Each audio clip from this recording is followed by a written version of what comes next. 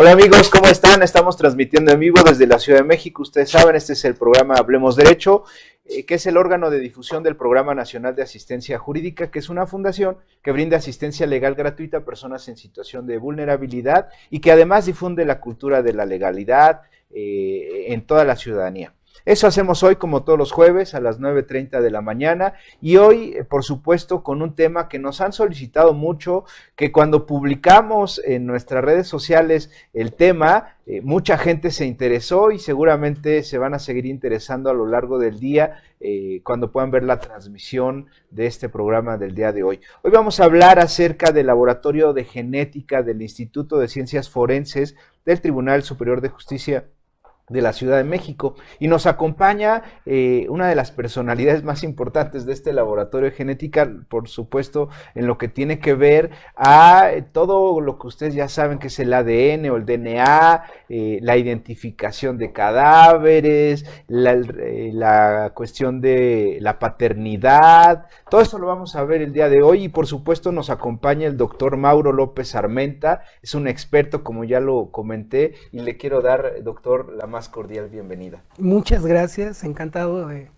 estar en este espacio, y vaya, feliz de que se abra un espacio para platicar qué es lo que hacemos en esta disciplina. Fíjate que además mucha gente interesada en el tema, ¿no? Hay gente que ve esas emblemáticas programas o series de televisión, normalmente estadounidenses, que tienen que ver con la cuestión forense, que tienen que ver con la identificación de cadáveres o la evidencia en escenas del crimen. La verdad es que no sé si ha notado usted un boom en este tipo de temas, cuando la verdad es que esto ya tiene muchísimo tiempo, ¿no? Hay algo que la gente que está inmersa en el mundo de las ciencias forenses llama efecto CSI, y es esta apreciación que tienen las personas respecto de las series televisivas y la idea de que de la manera en que se conducen estos personajes en estas series se van a conducir las autoridades en materia de procuración de justicia. Por supuesto hay una diferencia significativa.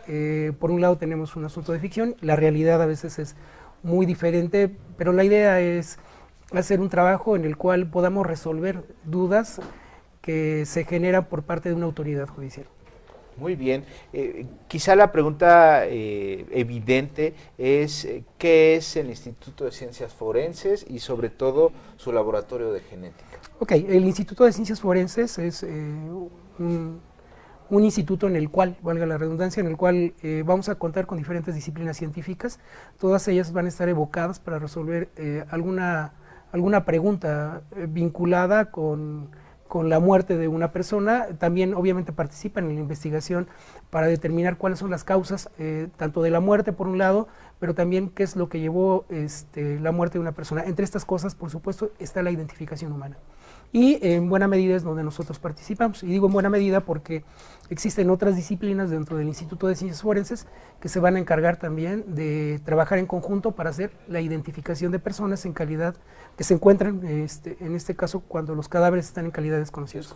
Así es. Claro que sí. Y también, por supuesto, lo que tiene que ver con la paternidad, ¿no? Sí. Que hoy en día pues es muy común, es mucho más común que hace algunos años este tema de reconocimiento de paternidad, porque además en el Tribunal Superior de Justicia de la Ciudad de México, con los nuevos juicios orales, ya no solo es reconocimiento, también es desconocimiento y contradicción de la paternidad, ¿no? Sí, un poco para redondear lo que comentas, perdón, el laboratorio de genética se encarga de establecer relaciones de parentesco biológico, y por otro lado también determina la relación que hay entre un elemento recuperado en un escenario de delito y un presunto responsable. Es el trabajo que hacen los laboratorios en materia de genética. Ahora bien, lo interesante que comentabas respecto a las pruebas de paternidad obedece a que al día de hoy las relaciones afectivas cada día guardan mayor complejidad. Esto hace que en muchos casos se genere la disociación de estos vínculos afectivos, y si en estos casos hay algún menor, se busca en muchas situaciones reclamar o exigir los derechos, o deslindarse de esos derechos si es que fuera el caso. Y en este sentido, las autoridades, quienes desconocen si la relación que hay entre dos personas es biológica, nos solicitan entonces a nosotros que respondamos esa pregunta. Esa persona señalada como el padre, ¿realmente es el padre biológico? nosotros nos encargamos de decir eso. En algunas ocasiones no son los padres, sino se busca establecer la relación de abuelos, tíos, hermanos. Dependerá de las relaciones de parentesco o quién esté reclamando esa relación de parentesco, y es entonces donde nosotros empezamos a dar un aporte en la procuración de justicia. Sí, quizás sería importante decir cuál es la base de todo esto, que es el ADN, el ácido desoxirribonucleico. Yo recuerdo mis clases de biología en la secundaria y bueno, es una cadena de... Platícanos un poco. Sí, bien lo dices, el ADN, DNA, como quieras llamarlo, o ácido desoxirribonucleico, como bien lo has dicho, es una molécula que está presente en todas las células de los organismos vivos. Esta molécula va a contener la información que hace que los individuos tengan las formas y características que los hacen únicos. Lo interesante de todo esto es que en individuos como nosotros, esta información genética, además, es heredada por los progenitores, en términos generales, en un 50%. Resulta que esto da oportunidad entonces a que tú puedas establecer estas relaciones de parentesco pensando en que la mitad de la información genética que te hace único fue conferida por la madre y fue también la otra mitad por el padre. Ahora, la información que va a dar lugar a un individuo además se vuelve única, motivo por el cual entonces tú puedes comparar esa información genética con los elementos que comentaba, que son recuperados en un escenario de delito, obviamente siempre que haya trazas de células nucleadas de las cuales se obtenga esta información, y es entonces que podemos decir si estos elementos le corresponden a una persona determinada. Esa figura, esa imagen de un tipo cadena o eslabones, ¿es así el ADN?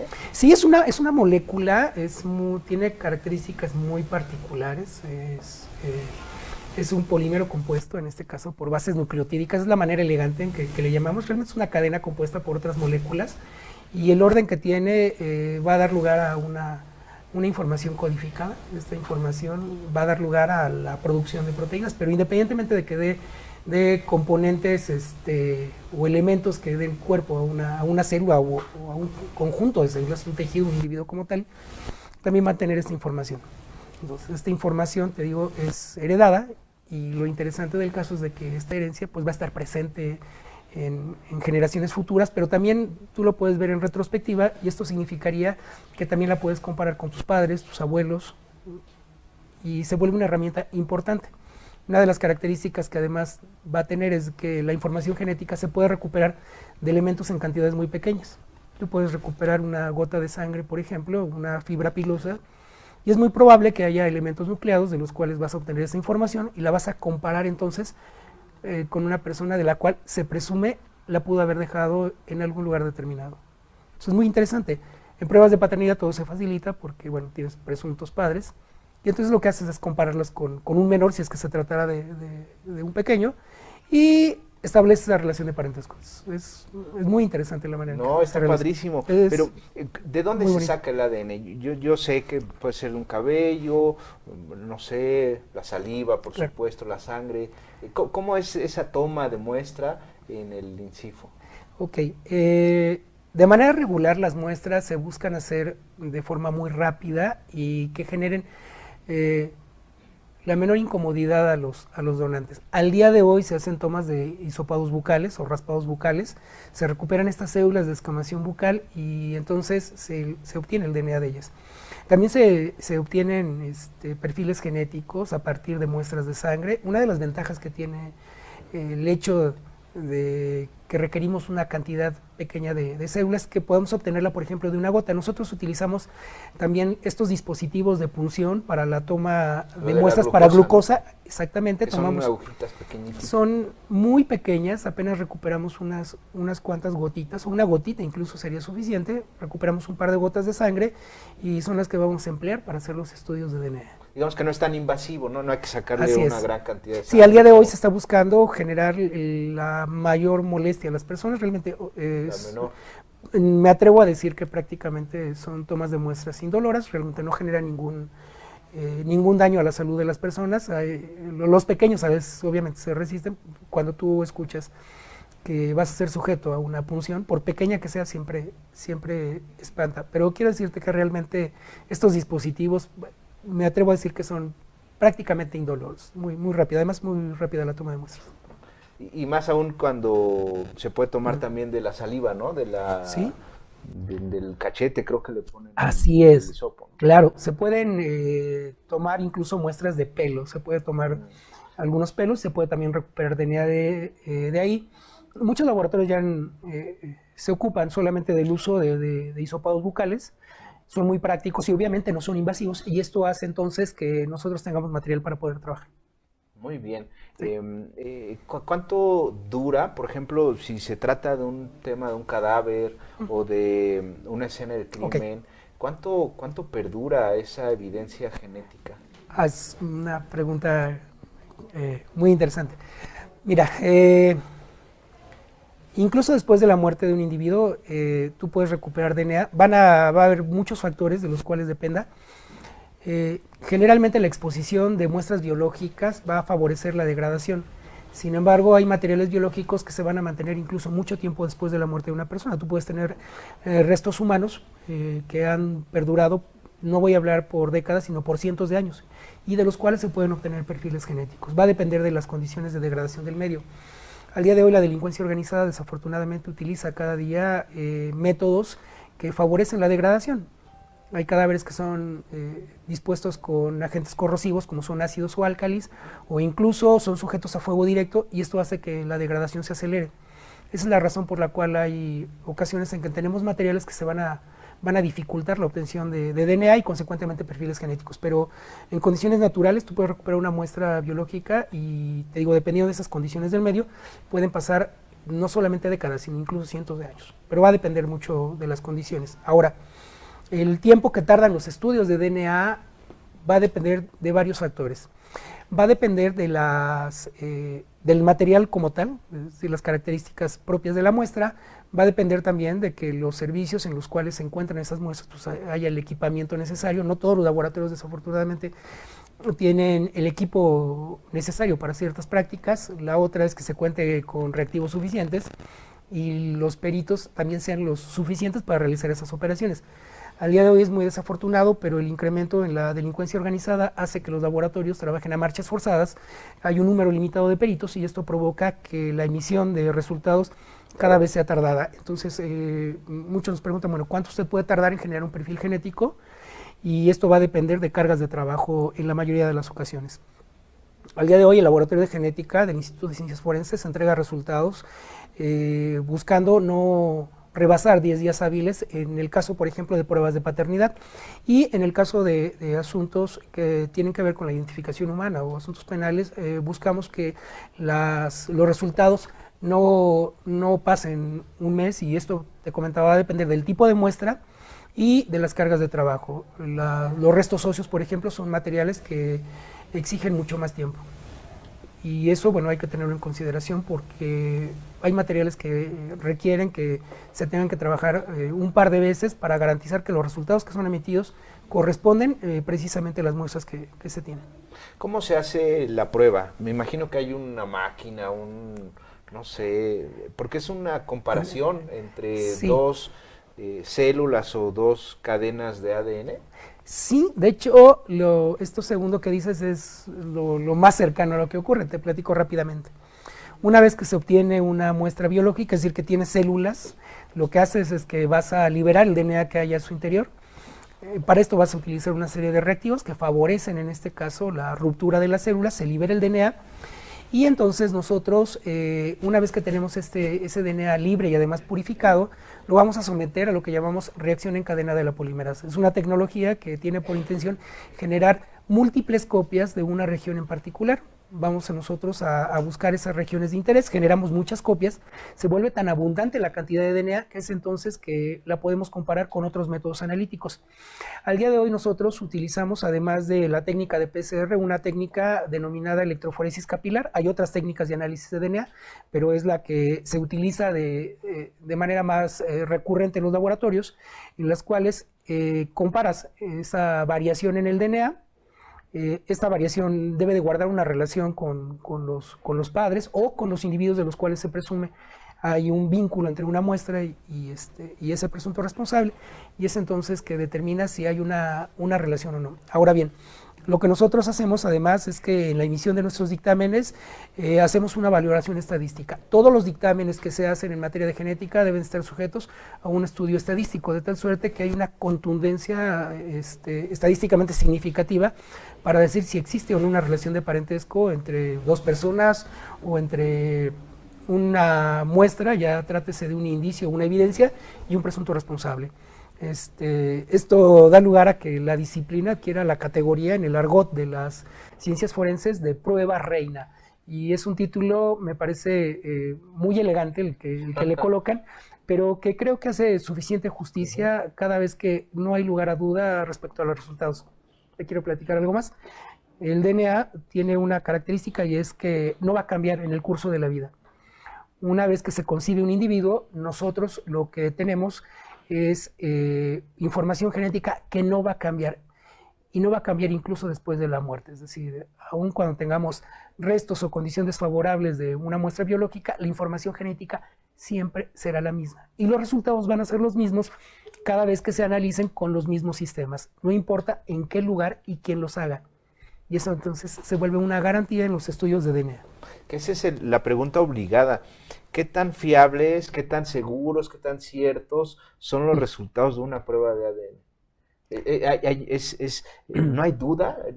¿O hay porcentajes en cuanto...? Yo he visto que las pruebas se ponen ahí en un 90 y tantos % si es el papá, ¿no? Alguna cosa así. Siempre hay excepciones a la regla. Entre las cosas excepcionales tenemos gemelos idénticos. Cuando tenemos presencia de gemelos idénticos, lo que nosotros estamos presenciando son dos clones naturales, y estos dos clones naturales tienen la misma información genética. No podemos discriminar, al menos con los sistemas de uso regular que hay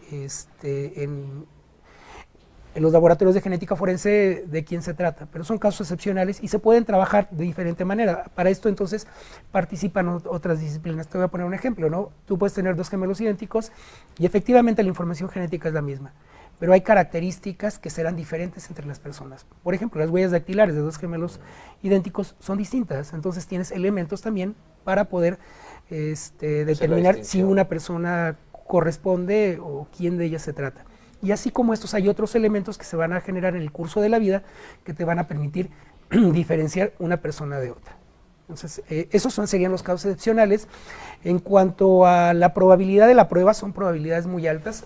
Se emplean al día de hoy sistemas de identificación, la mayoría de las ocasiones, que superan 20 marcadores genéticos. El 20 marcadores genéticos es un número que te da por ejemplo, una probabilidad de paternidad del 99.9, bueno, unos 6-9 seguidos del punto, y al día de hoy no hay individuo que con estos valores de probabilidad se observe que no guarda relación de parentesco, en el caso, por ejemplo, de una paternidad. Son contundentes estos valores y eso genera mucha confianza. ¿Siempre es así del 99%, o hay veces en que el resultado de la prueba da 60%, 50%, o no? Siempre lo normal es que sea tan alto el porcentaje Va a depender de las relaciones de parentesco. Estos valores van a ser diferentes. Por ejemplo, la relación o los valores de probabilidad son distintos cuando lo que tú buscas es comparar hermanos, o comparas un sobrino y un tío, o quieres comparar a los abuelos. Entonces estos se van a generar diferentes valores, pero van a estar en un rango preestablecido, y lo que nosotros buscamos es que se encuentren en este rango. Estos valores van a estar sujetos a la frecuencia de los marcadores dentro de una población, ¿no? Un poco para poner un ejemplo es, por ejemplo, qué tan frecuente es tener un lunar en un brazo. En una población seguramente habrá personas que tengan un lunar en un brazo, pero quizá la posición difiera. Esto significa que hay una frecuencia, hay personas que pueden tenerlo o no. Y lo que se hace es que se buscan estos marcadores, se determina cuál es la frecuencia en la población y se utiliza como base para hacer cálculos estadísticos. Y esto es lo que genera esa confianza en los resultados. Lo que sí te puedo decir es de que al día de hoy, las cosas que yo he observado es que difícilmente, una vez que alcanzas valores del 99.99, por poner un ejemplo, yo no he observado que no exista una relación de parentesco que haya tenido que ser probada por otra vía. Es una prueba de verdad contundente. Así es. Oye, ¿qué es eso de la reacción en cadena de la polimerasa? Sí, utilizamos términos elegantes, pero te platico muy rápido. Es una técnica desarrollada en los años 80. El desarrollador de esta técnica fue acreedor al premio Nobel, es el doctor Karim Mullis, y lo que hace esta técnica es emular las condiciones de replicación que hay al interior de la célula. Para hacerlo todavía mucho más simple, lo que nosotros hacemos es generar copias de un fragmento de DNA. Cuando una célula da lugar a otra, genera una célula hija, copia la información y se la va a heredar. Lo que nosotros hacemos es que en forma in vitro, lo hacemos todo en un tubo, realizamos esta suerte de replicación del DNA y obviamente lo vamos a hacer para regiones muy específicas y que busquen poder analizar fragmentos de DNA de interés. Fíjate que mucha gente seguramente está con la inquietud y yo creo que es bien importante decirlo, sobre todo en nuestro nuevo sistema de justicia penal, cuando se trata de un primer respondiente en una escena del crimen, por ejemplo, ¿qué se debe hacer y qué no se debe hacer para preservar una evidencia genética? Ok, es muy importante esto. Yo sé que es muy complicado, quiero poner un escenario muy particular. Tú observas que hay un accidente en la vía pública y las personas de buena voluntad se van a presentar con una sábana y van a colocarla en el cadáver con la intención de evitar esa impresión que a veces puede resultar difícil. Sin embargo, son cosas que no se deben de hacer. Por poner un ejemplo, ¿por qué? Porque estamos acarreando una cantidad de material ajeno a ese escenario de delito y esto puede dar lugar a que se generen problemas en la recuperación de evidencia biológica. Ahora, yo sé que las personas desconocen estas cosas.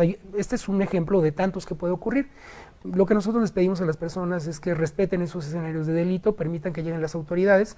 Una vez que llegan las autoridades, ellas van a hacer lo necesario para recuperar esos elementos, poder procesarlos y determinar, si es que es posible, la identidad de una persona o la identidad de los probables agresores. Entonces, recomendamos a las personas que tengan esa mesura y eviten acercarse a estos escenarios de delito que además pueden ser potenciales áreas de riesgo si es que se trata, por ejemplo, de delincuencia organizada. Creo que lo preferible es que actúen las autoridades como ellos encuentren pertinente. Muy bien. Entiendo que el Instituto de Ciencias Forenses y sobre todo el Laboratorio de Genética atiende temas en materia penal, por supuesto en materia familiar, en materia civil no sé. ¿Cuáles son los casos más recurrentes que lleva este Laboratorio de Genética? Ok, mira, hay 3 áreas que nos resultan significativas. La primera de ellas son pruebas de paternidad. Nosotros pertenecemos al Tribunal Superior de Justicia de la Ciudad de México y asuntos en materia familiar son requeridos. Cuando una autoridad, en este caso un juez, tiene que deliberar con respecto a la relación de parentesco de 2 individuos y se trata de una paternidad, nosotros participamos. Las pruebas de paternidad son significativas. Hay otro caso que me parece en lo personal el más relevante por la importancia desde un punto de vista social y es la identificación de cadáveres en calidad de desconocidos. Fuera de cámaras te comentaba que somos una ciudad con una población muy grande, casi somos 9 millones de habitantes y esto implica que eventualmente mueren personas que no son identificadas de manera inmediata y esto hace que la identificación se pueda volver más difícil. Participamos nosotros en identificación de cadáveres en calidad de desconocidos. También participamos en asuntos de carácter penal, si es que una autoridad nos lo solicita, estamos en condición también de participar. Tenemos un personal altamente especializado, son científicos increíbles, todas las personas que trabajan en su laboratorio, y eso hace que además el tribunal cuente con peritos que den esa confianza. De verdad que son personal excelente. Yo estoy muy orgulloso de trabajar con ellos. Se aprende siempre de todos, de cada uno, y esto hace que el trabajo se vuelva todavía mejor. Es algo que nos hace sentir muy, muy orgullosos. Me imagino que sí, porque además pues es una institución pública, una institución de gobierno reconocida ampliamente por la transparencia y sobre todo por la fiabilidad, en este caso de las pruebas de ADN, porque además no podría ser de otra forma cuando es tan contundente una prueba de ADN, ¿no? Sí, tiene una gran ventaja trabajar con con el ADN, y es que ante cualquier suspicacia, digo, yo sé que vivimos en una época en donde los fenómenos de corrupción se han vuelto, vaya, un faro al cual las personas suelen mirar. Una de las ventajas que tiene esta disciplina es que ante una duda razonable, tú puedes hacer volver a hacer un estudio y los resultados son los mismos. Entonces, a nosotros nos resulta incluso una garantía para nuestros trabajos porque trabajamos con toda la confianza del mundo. Sabemos que lo hacemos con alta calidad, y si es que hubiera el caso, afortunadamente no se ha presentado la situación, pero si es que hubiera el caso, se puede probar que la información que nosotros emitimos es esa, no hay lugar a duda. Entonces eso nos genera mucha confianza. Yo creo que, y no lo digo solamente por el laboratorio de genética del instituto, me parece que los laboratorios de genética tienen esa garantía, son áreas altamente confiables en cuanto a sus resultados. Sin embargo, a lo mejor sería bueno romper el mito del CSI, ¿no? No somos CSI. Sí, no lo somos. ¿No? Hay una idea muy marcada por el público en general de que vamos a responder, por ejemplo, en los tiempos en los que en una serie televisiva se emiten resultados. Las personas creen que una vez que se recupera una muestra, en términos de un par de horas se van a tener esos resultados y entonces se puede contar con un presunto delincuente. Esto no va a ocurrir, no va a pasar, pero sí te puedo decir que al día de hoy las instituciones cuentan con tecnología suficiente para hacer una emisión de resultados en tiempos que consideramos razonables en función de estas variantes que te comentaba. La presencia de personal, equipamiento, obviamente el entrenamiento es muy importante, pero esto va a determinar que se puedan hacer emisiones oportunas de resultados. Conozco compañeros en otras entidades que hacen un esfuerzo extraordinario en materia de genética, son de verdad gente increíble, las cosas que hacen es de llamar la atención porque se encargan de innovar, sacan trabajo de una manera extraordinaria. Yo la verdad le tengo un cariño y un respeto muy grande al gremio de los genetistas forenses aquí en México. Y la cuestión de la herencia biológica no solamente es de humanos, ¿no? También puede ser de otro tipo de cosas, de otros seres vivos. Sí, es algo muy interesante. La genética forense no solamente tiene que ver con identificación humana, tiene que ver con herencia biológica, y si esto implica establecer relaciones de parentesco entre, por ejemplo, otras especies como pueden ser perros, gatos o plantas, que obviamente que estén dentro de un marco legal, será materia de las disciplinas. Hay un asunto muy lamentable, las cargas de trabajo han hecho que la investigación en México en materia de genética forense sea limitada. Creo que es una de las cosas que más nos golpean como sociedad. Debemos de invertir en materia de investigación, y investir en asuntos de carácter forense es muy importante. Cada vez que las personas estén más capacitadas, tengan oportunidad de resolver de una mejor manera, obviamente vamos a dar mejores resultados a la ciudadanía. Es muy importante que se invierta en materia de investigación, y es algo que desafortunadamente no se tiene en consideración. Se cree que los laboratorios son áreas costosas, pero lo irónico de esto es de que los servicios periciales que carecen de un laboratorio de genética no se dan cuenta que tienen un gasto mayor. ¿Qué quiero decir con esto? Un laboratorio de genética es costoso, pero es muchas veces más costoso no contar con uno de ellos. Claro. Es una necesidad que se debe de tener, y la inversión que se debe hacer en ellos para que se mantengan al día de hoy en la mejor de las condiciones implica que se invierta en ellos. Que se invierta en capacitación, equipamiento, reactivos, para que demos el mejor resultado posible. Es muy importante. Sobre todo por el índice de delitos que hay en nuestro país, ¿no? Claro que sí. Cada día hay más y están rebasadas a veces las autoridades. Así es, y tenemos que invertir en ellos. Es muy importante. Invertir implica que nosotros vamos a recuperar esa inversión a la postre, y esto se va a hacer con mejores resultados a la ciudadanía. Muy bien, estamos por terminar el programa del día de hoy. Mandamos un saludo a Socorro Mejía, Paulina Olalde, que nos dice que es un excelente tema. Y bueno, no sé si quiera comentar algo, doctor, para finalizar el programa del día de hoy. Claro que sí, mira, hay al día de hoy el Laboratorio de Genética del Instituto de Ciencias Forenses hace un esfuerzo muy grande. El Tribunal Superior de Justicia de la Ciudad de México está preocupado también por dar respuesta a los problemas que tienen las personas. Los estudios en materia de genética para pruebas de paternidad tienen un costo, sin embargo hay una disposición que ha tenido a bien en acuerdo tener el pleno del Consejo de la Judicatura, de tal suerte que personas que se encuentren en esta suerte de población vulnerable puede ser sujeta a exenciones de pago, de tal suerte que no tiene ningún costo. La identificación en materia de cadáveres en calidad desconocido, cuando las personas se presentan, tampoco tiene un costo alguno. Esto es muy importante que lo sepan las personas. Algunas personas creen que les va a costar dinero. Obviamente es uno de los servicios que ofrece el Tribunal Superior de Justicia de la Ciudad de México, y nosotros estamos para servirle. David Avilés Villada nos dice muchas gracias por la información. También nos han preguntado si se pueden recuperar de cenizas el ADN. Ok, bueno, al día de hoy, por la experiencia que tenemos, no hemos tenido esa fortuna. Nos han llegado situaciones en las cuales tenemos que trabajar con estos materiales. Se trata de materiales biológicos en condiciones muy, muy desfavorables.